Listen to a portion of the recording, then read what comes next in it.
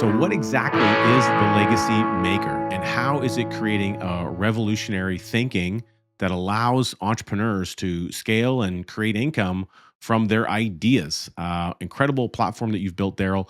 This is really the culmination of, again, you're a problem solver and you had a problem in your own world that you wanted to solve. And so you built something really for you to use, and you figure, well, if I can use it, probably some other people can use it too. Am I on track? You're spot on. Yeah, I found myself coming from this very specific, big problem solving world in the manufacturing space.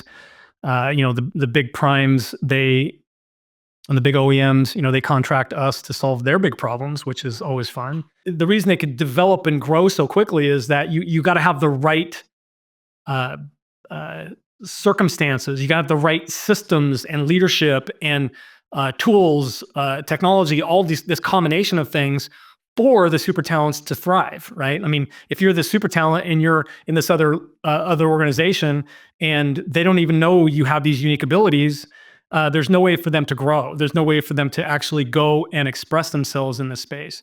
And so for me, I wanted a way to capture what was going on in between, right? So we would say from work center to work center, uh, and ultimately capture all of the work centers. Meaning, if I'm gonna build, um, if I'm gonna build this abrasive water jet right angle cutting nozzle for decommissioning nuclear reactors, uh, I would take that thing, and we'd build a work order, right, a workflow, and that assembly, all of the different parts are going to be broken down, and they're going to hit all these different work centers. And so the idea is from work center to work center, what are we doing at each work center, and getting that information dialed so it's completely 100% documented and teachable.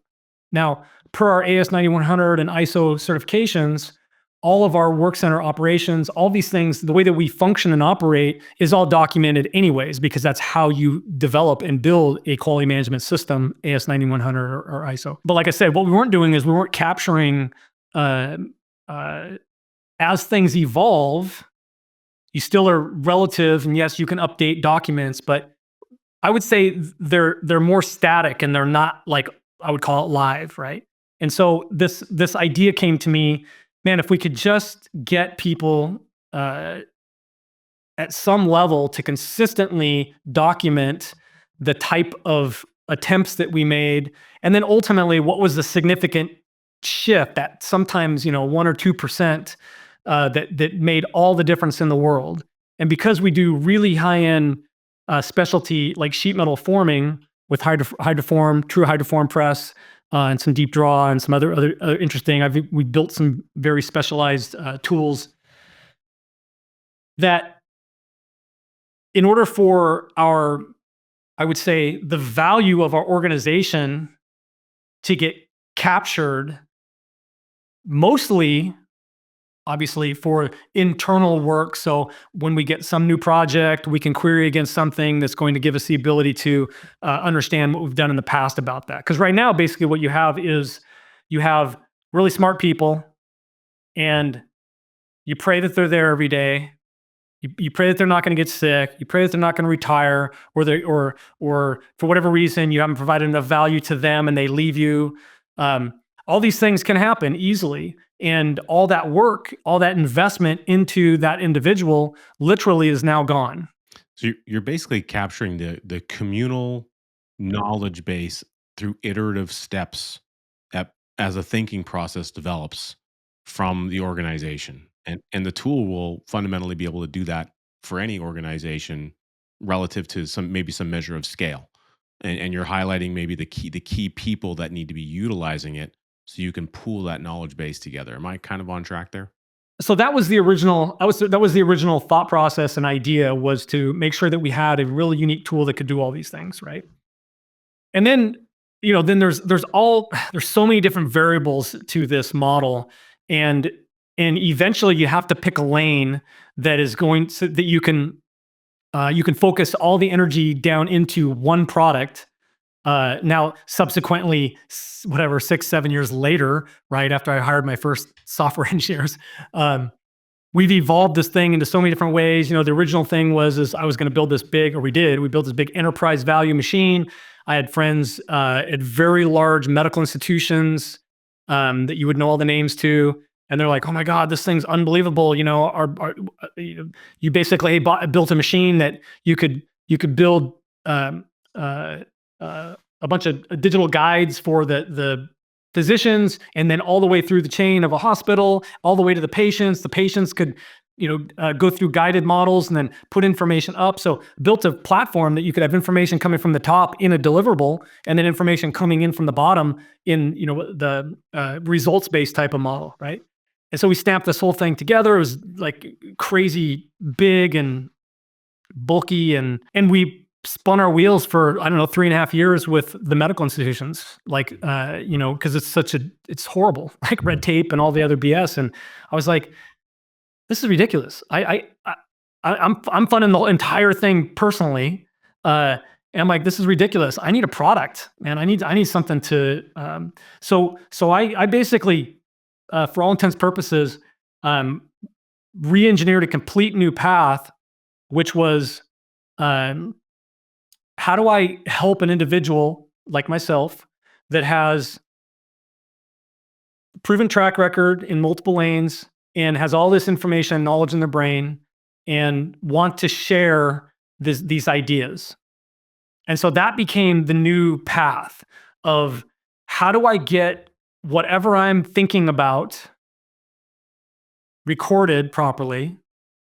And because I'm out like hiking every day, and as a working out or hiking, and so I go into this flow state and I have these ideas, but there's no way in hell, my body, the way I'm designed, I can't write fast enough to get this thing out of my head, right? So back in like 2010, one of my cousins, he wanted me to help with his business, and he's like, "You need to write a book to help me, with my model and so forth." And I said, "Man, I've tried so many times. I just can't get the information. Like, I'll sit down at a keyboard and I'll type out a couple paragraphs, but then the whole flow is gone. It's just like, well, I don't know where the idea went." So he actually bought me my first little digital recorder that you could just plug, after you were done, you could just plug it into a USB device and then download.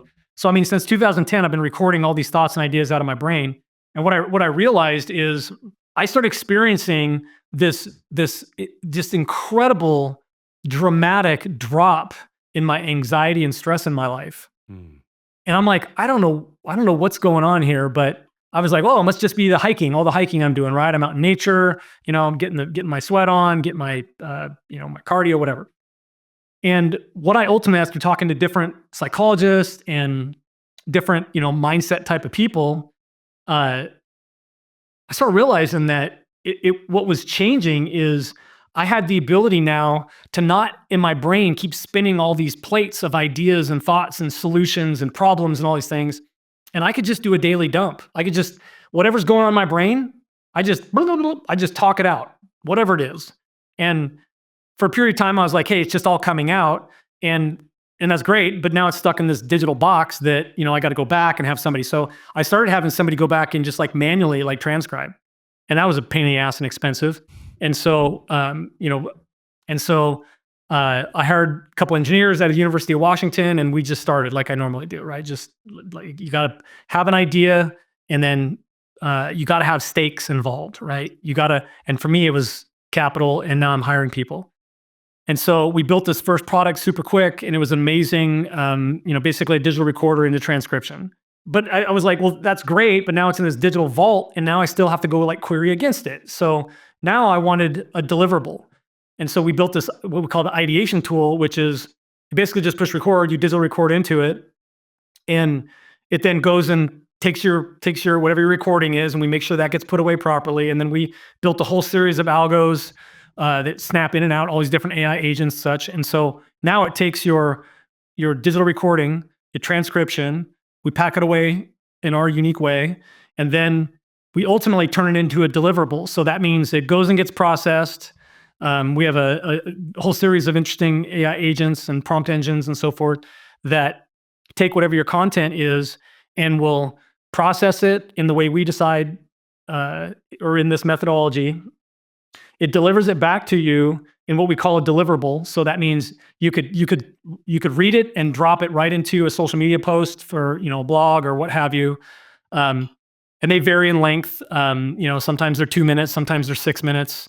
Kind of depends on the information that you're putting in and subject matter and so forth. Um, and then we text to speech it so you can listen back to it, which is again a very unique key. Mm. I always thought I wanted it in my voice, but what I found especially for me, it triggers me if it's in somebody else's voice and it's my content. Mm. Because I'm like, wait a minute, what the hell? That's mine. That's my content. Who is this person saying my content back to me? I find it's a really interesting, these triggers, these psychological triggers. It creates a conversation almost versus like you're talking to yourself. It's really interesting the dynamic that goes on. So now I'm still out hiking, right? I talk, the whole thing process, and now it's spitting it back to me in a digital recording and in a text to speech. Plus we auto title it with AI, plus we auto image it. And so now it creates it into what we call an ideate. And that's sort of a micro project. But man, if you want to be able to get your ideas out of your head, and if you're a content creator, there's nothing better than that. There's nothing out there in the market that even touches what we have. There's tools that do certain things individually better, but there isn't a single packaged up package out there like ours. That's incredible. So it's pretty exciting. Yep. Well, exciting and also hugely advantageous to just develop that second brain in such a way where you can have the recall and the database and everything stored. 100 gigs sounds like a lot, but fundamentally, that's a lot of great ideas that can be called into the future, which I absolutely love. Darrell, this was absolutely fantastic. Thank you for sharing your story with us, and more importantly, for taking the initiative to build something unique that the marketplace needs. And I'm so grateful to have you on the program. And for those of you watching, stay tuned when we continue to unpack the ways that entrepreneurs are overcoming major challenges and innovating like Darrell is into the future.